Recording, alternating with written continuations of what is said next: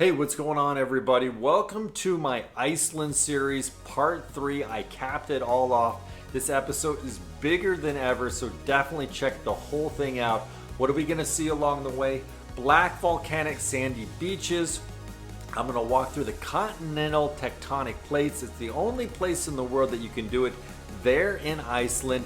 I'm going to take you on a 48-hour budget itinerary of everything that I spent along the way at the end, so you can see exactly what I did. And I'm going to take you along the Golden Circle, a scenic route that takes you all the way around to all these natural wonders. So let's not waste any more time. Let's get started right now.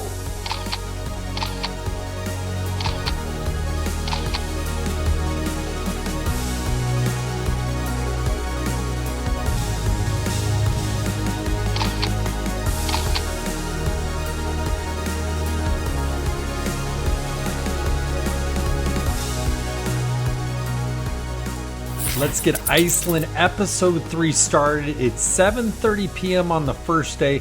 I'm going to show you an epic Game of Thrones waterfall that you have to see, so be sure to pay attention. Hey guys, welcome to Skogafoss Waterfall. I saw this right off the highway. I'm going to take a look here. You can go to the bottom, or you can actually go to the top with a little trail up to the top. So I'm going to try and do both. Let's go.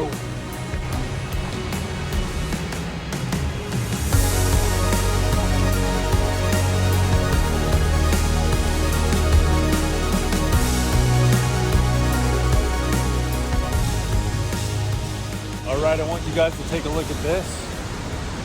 Absolutely breathtaking. There's nobody here really, a couple people. Look at this right here.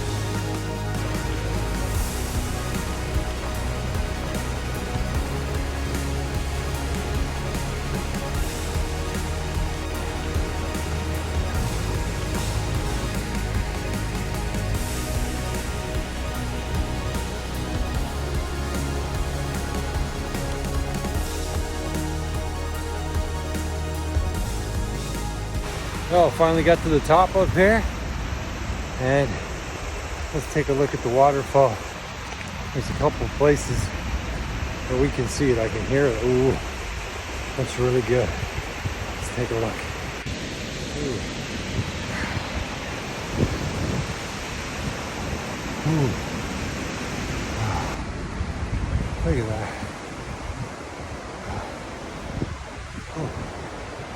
This whole platform is swinging back and forth.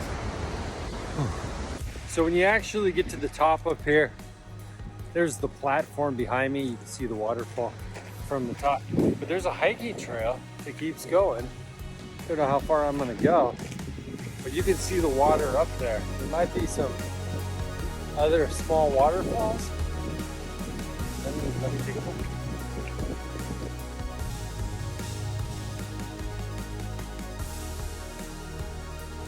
The day is coming to an end, and I found Hotel Curvin at $65. It's right next to Skogafoss Waterfall. It had everything that I needed. It was a perfect ending to the day. After a good night's rest, we're gonna get back in the car here. My trusty SUV. Love this thing for $70 a day. Couldn't ask for anything more. But as we get going, and we have 28 hours left, one of the stops coming up here was one of my most memorable. There are only around 20 black sandy beaches in the world. This might be the best one, and in 1991, National Geographic voted this beach here, which I'm not going to pronounce just yet, the top 10 non-tropical beach in the world. I'm 2.5 hours away from Reykjavik, the capital, and here is a 3D map to show you exactly what this looks like. It's almost a land bridge going across here, and I'm not far from the city Vik, kind of like Viking. So we're going to explore everything here. Is the famous black sand beach worth the trip? Let's find out. Hey, what's going on, guys? So it is the beginning of the day. I'm at my first stop. You can see some iconic points right here. This is well known here. This beach starts with an R. Reykjavik, I don't know. I'll put the name down. I can't pronounce it. This is the black volcanic sand beach right here that everyone knows. If you go a little bit further over here, I'm going to show you around. There's a mountain and a little bit of a beginning to a cave. It's not really a cave. You go in there, and the way the rocks are formed, it's very unique. So we're going to take a look at that for sure. I'm actually in a t-shirt. It's probably around 55 degrees. The sun's out. I feel fantastic out here. Now you can walk all the way to the other end over here, and you can actually go up top. On top of that mountain right there is a light tower, kind of an iconic light tower. You can go up there and take a look around. Today is Friday, and there's hardly anybody here in the morning. It's around 11:30 in the morning, obviously. But what is kind of weird, I think I said this before, sunset here in Iceland is around 9:45. So you get a full day, which is great because I rented that car, like I said before, and I'm trying to see as many places as I can in 48 hours.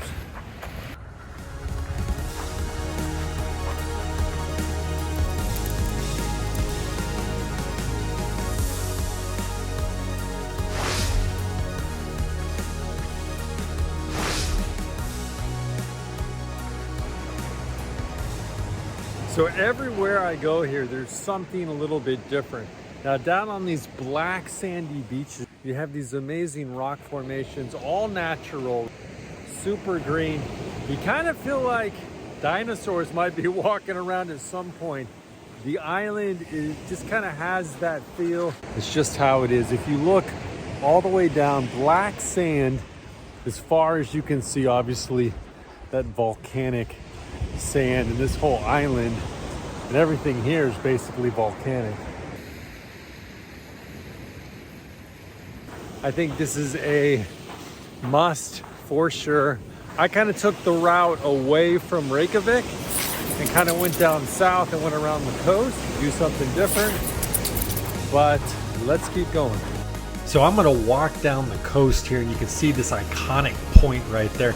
And as I flip around, this is the perfect place for a drone shot. I currently have the Mavic Mini 2. I'm about ready to get the Mavic Mini 3, but this is just an amazing 180 here as it flips all the way around.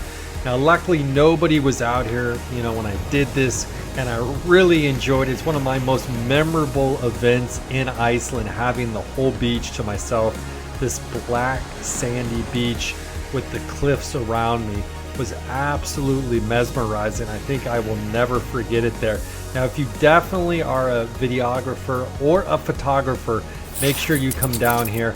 I have 20 hours left in this trip here, so let's get going. We got so much more to get to.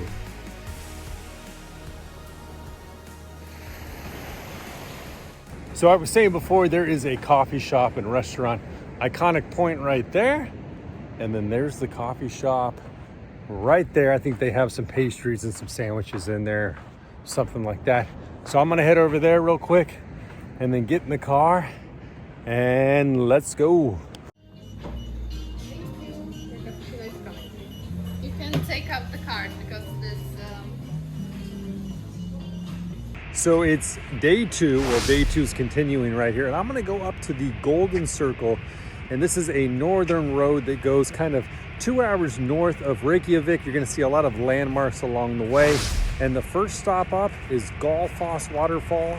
So let's get going. So they do this a little bit here. You have a one-way, and you have to make sure you do not come on the bridge at the same time as someone else, which is very interesting. And everyone seems to kind of know what's going on here. So yeah, people are waiting. There's no one there to guide anyone else. So yeah, just be careful.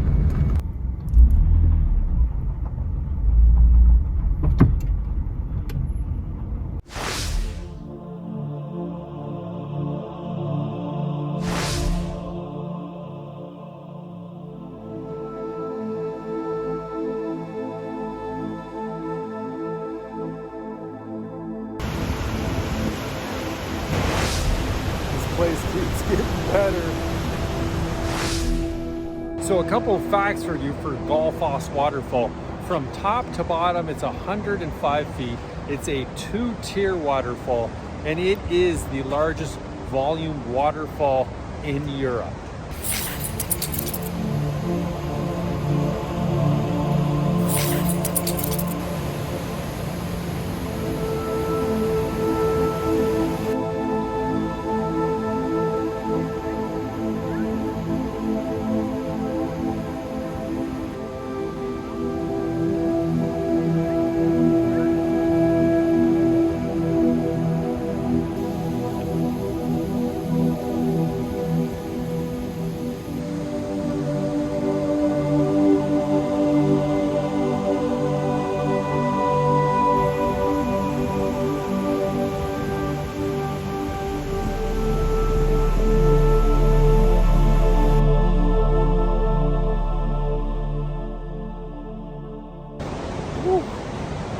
Look at that.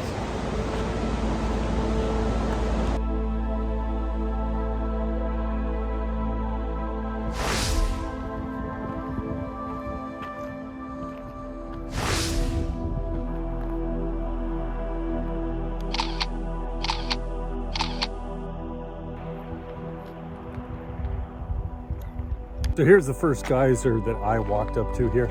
Apparently these are dormant, and it did say that little explosions are very rare, but you never know. Rare, not impossible.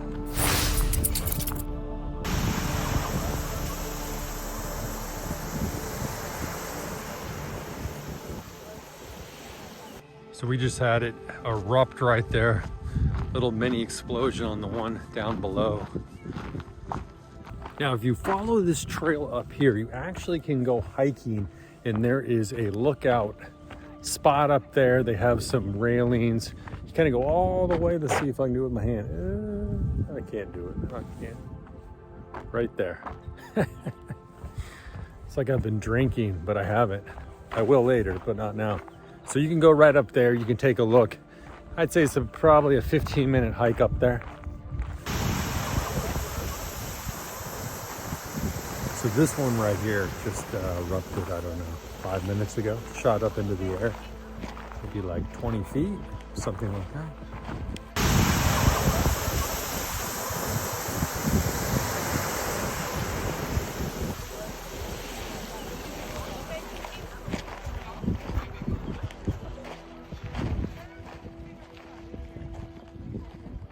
So definitely come here to the geyser area. It just says geyser. You can even put that into Google Maps. After you go to GULFOSS Waterfall, this is about a 10-minute drive. There's some buildings around here too. I'm sure you can get some coffee too. One of the geysers is active. It's going off every, say, 10 minutes. So because it's so close to GULFOSS Waterfall, I say definitely come here. It is worth a visit.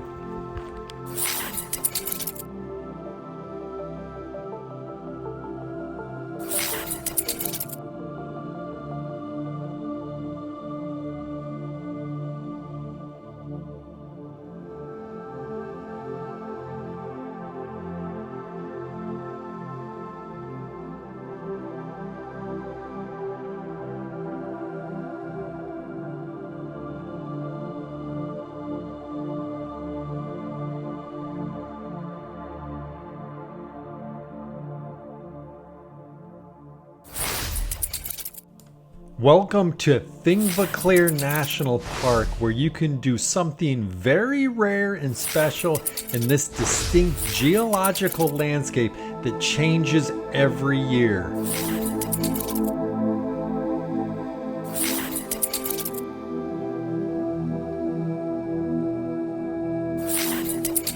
So I'm going to take you now to a very special place. You can only see this in Iceland, so pay attention. Let's get moving.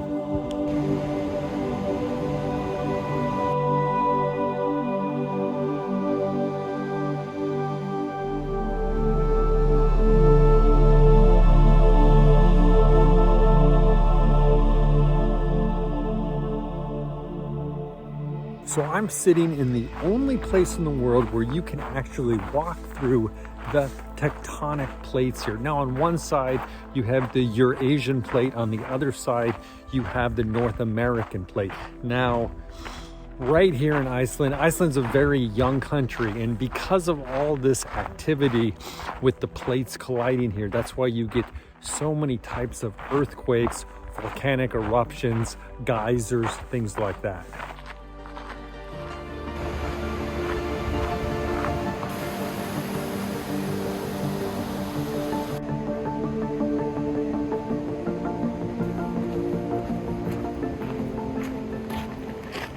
So the size of Iceland is around 103,000 square kilometers.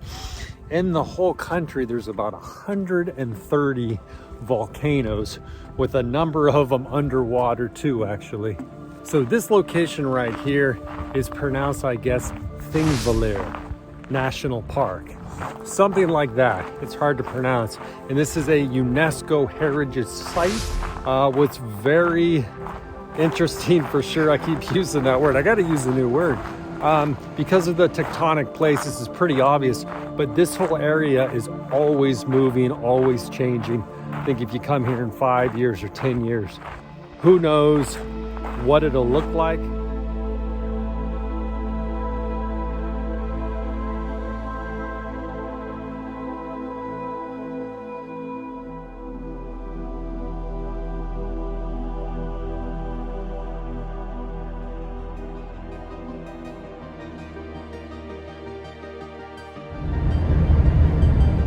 So it's about sunset right now. Well, another 40 minutes maybe. But I was going back to my place near the airport, and I found this amazing place for sunset. It's like a geopark. It's basically an old lava field. So I'm gonna put the drone up, I hope, and take a look around. But there's nobody out here. I see one other car. But it's an amazing sunset right now.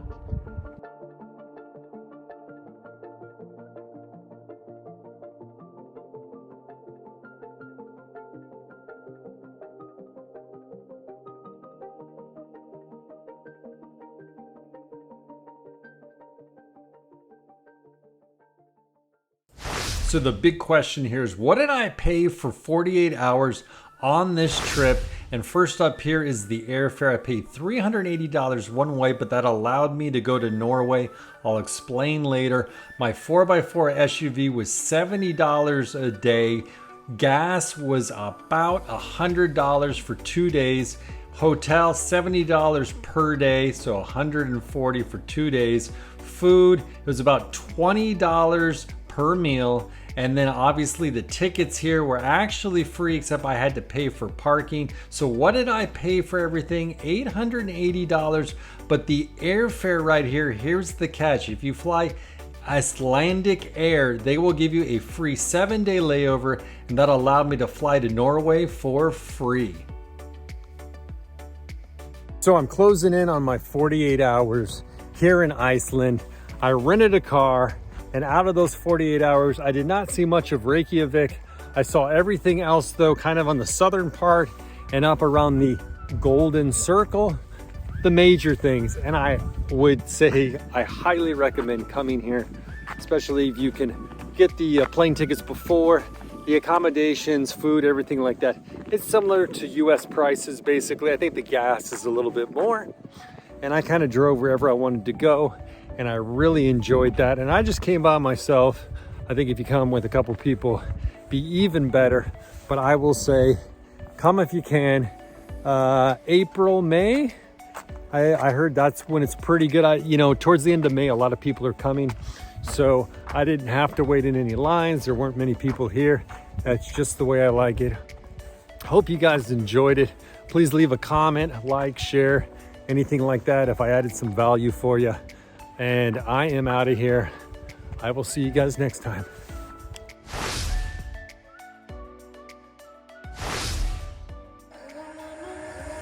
I don't wanna save ya, don't wanna be strangers. Let me feel like you know what to do. Leave your limitations, live and go against them. Just let go and start up something new. Cause I know that what you planned out, everything that you built up, isn't what you want. And I know the life you're living isn't that fulfilling. Let me help you out. Lay your love on me, leave your head and let your mind be